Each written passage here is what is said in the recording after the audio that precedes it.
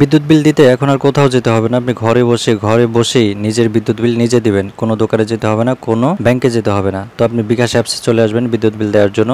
আসার পর দেখেন এই যে পে বিল লেখা, এই পে বিলের উপরে ক্লিক করে দেবেন। এখানে ক্লিক করলে দেখেন একটু নিচে যদি নামেন, এই যে এখানে দেখেন বিদ্যুৎ লেখা আছে, তো এই বিদ্যুতের উপর ক্লিক করবেন। তো এটা একটু 19-20 হতে পারে, ডাইরেক্ট এখানেই থাকবে এমন নয়, একটু এই পাশে ওপাশ থাকতে পারে। আপনি বিদ্যুতের উপরে ক্লিক করবেন যেখানেই থাকুক। এরপরে নিচে নামলে দেখবেন বিদ্যুতের অনেকগুলো অপশন আছে, বিদ্যুতের যত অথরিটি আছে সবগুলোর নাম এখানে চলে আসছে। আপনি যেটার বিল দিতে চান সেটার উপরে ক্লিক করে দেবেন। আমি এখানে পল্লী বিদ্যুৎ প্রিপেড মিটারের রিচার্জ করব, অর্থাৎ বিল দিব। তো আমি এর জন্য এখানে পল্লী বিদ্যুৎ প্রিপেড এখানে ক্লিক করে দিলাম। এখানে ক্লিক করার পর দেখেন মিটার নাম্বার, তো এখানে আপনি আপনার মিটার নাম্বারটা দিয়ে দিবেন।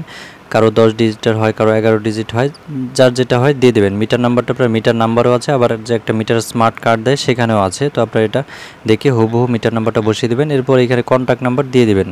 তো এগুলো ভুল দেওয়া যাবে না, মিটার নাম্বার ভুল দিলে তো রিচার্জ হবে না, আর কন্ট্যাক্ট নাম্বার ভুল দিলে ওরা যে রিচার্জ করার পর একটা টোকেন দেয় সেই টোকেনটা কিন্তু পাবেন না। এই জন্য অবশ্যই সঠিক নাম্বার দিবেন। মোবাইল নাম্বার দেওয়ার পরে এই যে পে বিল করতে এগিয়ে যান, এখানে ক্লিক করে দেবো। তো আমাদের নাম্বার, মিটার নাম্বার সবই বসানো হয়ে গেছে। আমি এখানে পে বিলে যে পে বিল করতে এগিয়ে যান, এখানে ক্লিক করে দিই। তো এখানে আপনি আপনার অ্যামাউন্ট লিখে দেবেন, কত রিচার্জ করতে চান, 500, 1000, 1200, 1500 বা যে কোনো 600, 700 যা হয় আপনার এখানে লিখে দেবেন। আমি এখানে 500 টাকা রিচার্জ করছি, তো 500 দিলাম। এরপরে এই যে অ্যারো চিহ্নটা, এই তীর চিহ্নটা এখানে ক্লিক করে দেবেন। এরপর নেক্সট স্টেপে চলে আসবে। তো এইখানে দেখেন 500 টাকার পরিমাণ দেখাচ্ছে, মিটার নাম্বার দেখাচ্ছে, সর্বমোট 500। তো পরের ধাপে যেতে ট্যাপ করুন, এখানে ক্লিক করে দেবেন।